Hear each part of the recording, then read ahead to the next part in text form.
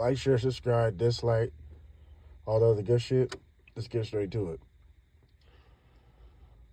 The WWE philosophy, the WWE machine, the WWE's echo chamber, the WWE's ideology, whatever, all these things will never change no matter who's running it.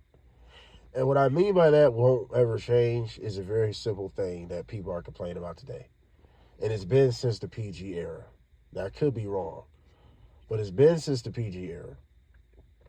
You are not allowed to get over without the WWE's permission. It's countless names. Even today, Karrion Kross, if it's not a work, right? If it's not a work, Karrion Kross, it got completely punished for getting over organically. LA Knight, look what the hell he's got to go through for getting over organically. People that got over without being a part of the plans, they got to go through hell, right? No different from Vince McMahon. So don't think this is just a Triple H thing. This has been happening.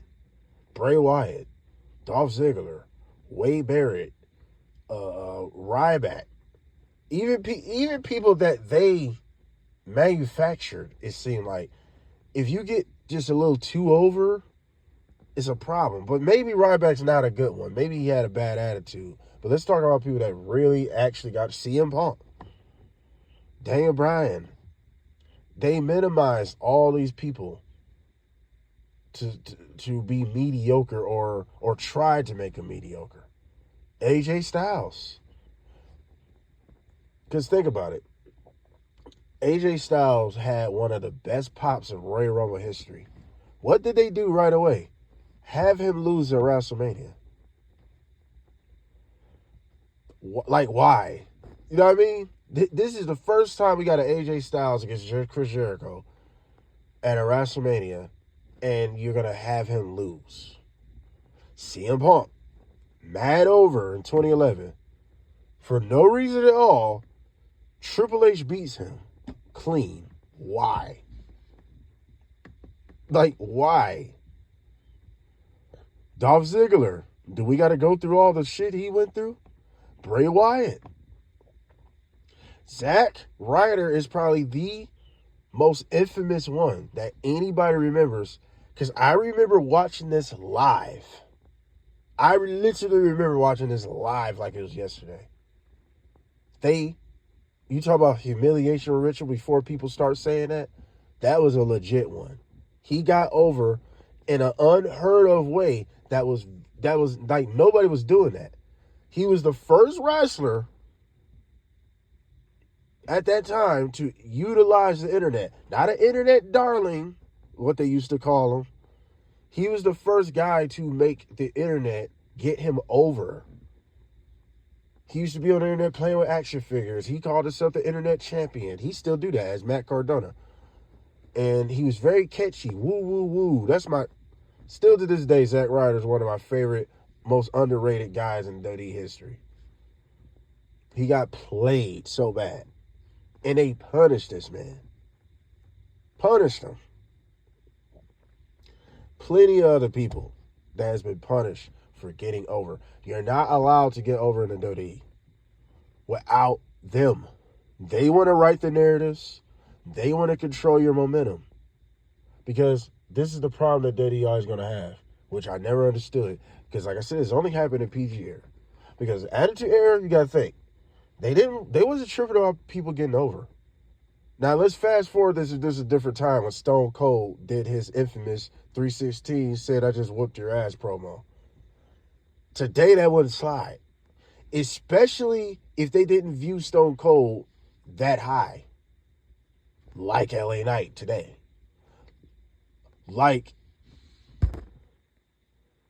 LA Knight today. Like Karrion Kross today.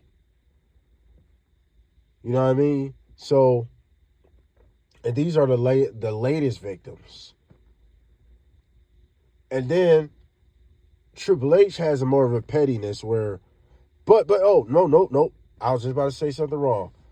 Triple H is showing it hasn't changed, because also if you are a star or if you made a name for yourself outside of the WWE, they're going to humble you. Jay Cargill's a victim of that. And Triple H took it a step further with Austin Theory. Vince McMahon was pushing him. He don't want to push him because Vince McMahon is pushing him. Omos was getting pushed by Vince McMahon. He don't even want to have nothing to do with Omos, it seemed like, because Vince McMahon is pushing him. And you would say, okay, why he won't do that to Roman? He has no choice but to deal with Roman. Roman's too much of a star to not deal with. John Cena, he has no choice but to deal with him. Charlotte Flair, he respects Ric Flair, so he don't want to have a bad note with Ric Flair. He don't want that. He respects Ric Flair way too much. You get what I'm saying? So, but it's proof of that. The WWE been doing that. I just explained that with AJ Styles under Vince. Daniel Bryan under Vince. CM Punk under Vince. And etc. But it's like, you know what? I can even probably bring in Ryback. I know I'm backtracking, but Bray Wyatt and Ryback were WWE creations that got really over, but they slowed them down. Yet they got over. And Bray Wyatt got it crazy over in 2014. 2013 to 2014, extremely over. Had to humble him. Because Attitude Era, they wasn't tripping. Because the Attitude Era, they needed organic stars. They needed all the stars they could get because they was getting their ass whipped by WCW. That's why they wasn't tripping. Then, if you think about it, with fucking Ruthless Aggression Era, they wasn't tripping about that either because Vince McMahon made it a thing where he had to prove to himself that he could do something just as good as the Attitude Era. So that's why the Ruthless Aggression Era, a lot of people argue that the Ruthless Aggression Era was just as good or better than the Attitude Era. Because I think that was Vince McMahon's ego saying, okay, I can prove that I can still make this shit jump.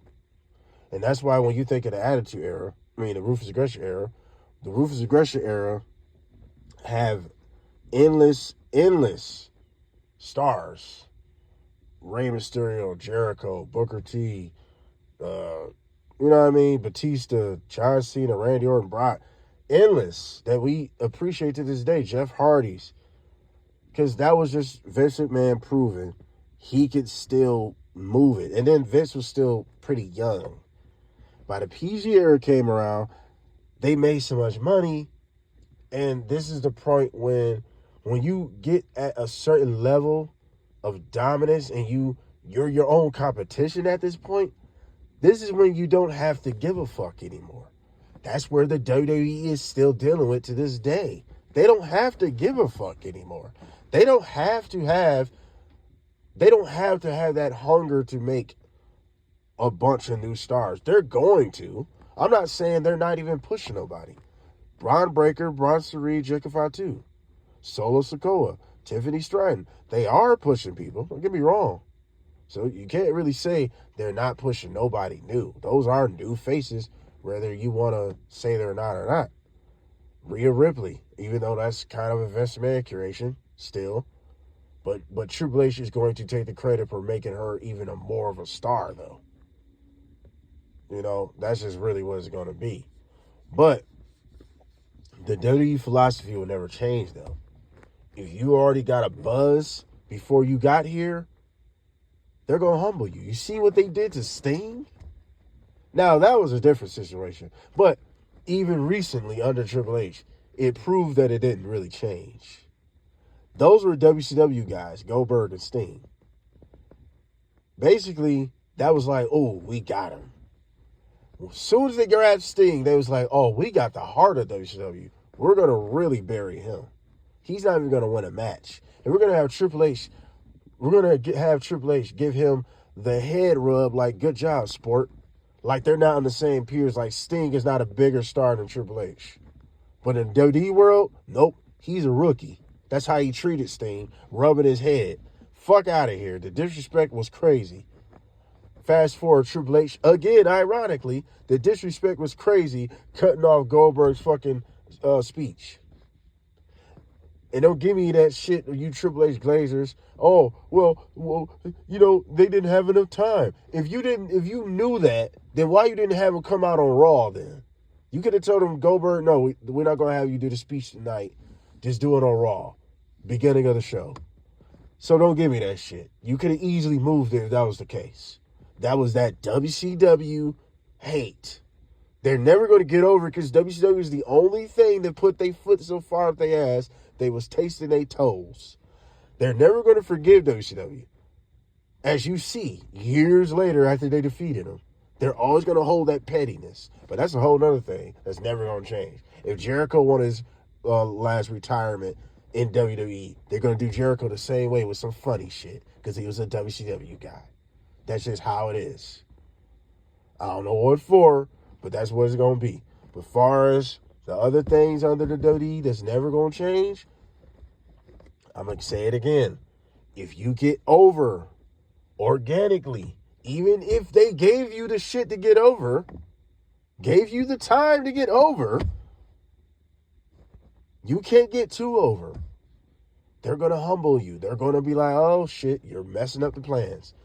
LA Knight's not part of the plans. You know what they're doing with LA Knight? They're milking LA Knight. They realize he still get a reaction, but they're going to put him in positions he can't win. And then all they're going to do is milk him out. And then once they milk him out enough, and hopefully fans ain't responding like they were, mission complete. They have done this countless times. I named it too many people. Now, Wade Barrett, he got punished. Not the John Cena shit with Nexus, but that's even an example. Nexus got extremely over, and they buried it right away, which was just fucking stupid. Fast forward, Wade Barrett was getting cheered more than Rey Mysterio. Next thing you know, Wade Barrett was getting beaten consistently by Randy. Or I probably got the timelines wrong. Maybe. But I think I remember that as Bad News Barrett that got him really over. Yeah, they humbled him right away. They humbled him right away. And that's what the WWE does. It's never going to change.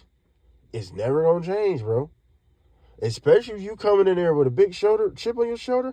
They felt like they had to humble Jade Cargill. She got a good reaction at the Royal Rumble. They debuted her at the Royal Rumble. Not a regular night. They gave her a lot of red carpets. But they was like, no, AEW made you. So we got to humble you. WWE is always going to be like that. It's not a race thing. It's just a WWE thing. It's not a race thing. I named numerous of white wrestlers that had to go through this. So it's not a race thing. It's a WWE control system thing. They want to control everything. And now they're at the point they have the fans completely under control. Completely under control. And they want to control whoever they choose. If you get over without the fucking machine, you're in trouble. You're in shits. One more example, even NXT. Why do you think Vince McMahon used to bury all the NXT? Tell me what Triple H is doing any different, really. Some of the NXT is getting over like Braun Breaker, Lyra Valkyria, but look at Kiana James. Literally just disappeared out of nowhere. You know what I mean? Like for what? Then look at Carmelo Hayes, big example. He's a prime example of humbling him. He was a big star in NXT. All the championships, all this other shit, they humbled him right away. Because that's what the WWE does, bro. That's what the WWE does. When you start feeling yourself and you come in there like your chest out, they going to be like, tuck your shit in, nigga. This ain't that. You about to be humbled walk around this bitch. You serious? If you don't want to play ball, you're going to end up like Karrion Kross. If it's not a work. But what do y'all think of WWE philosophy? Am I tripping? Am I reaching like Dawson? Like, share, subscribe, dislike, all the good shit. We out.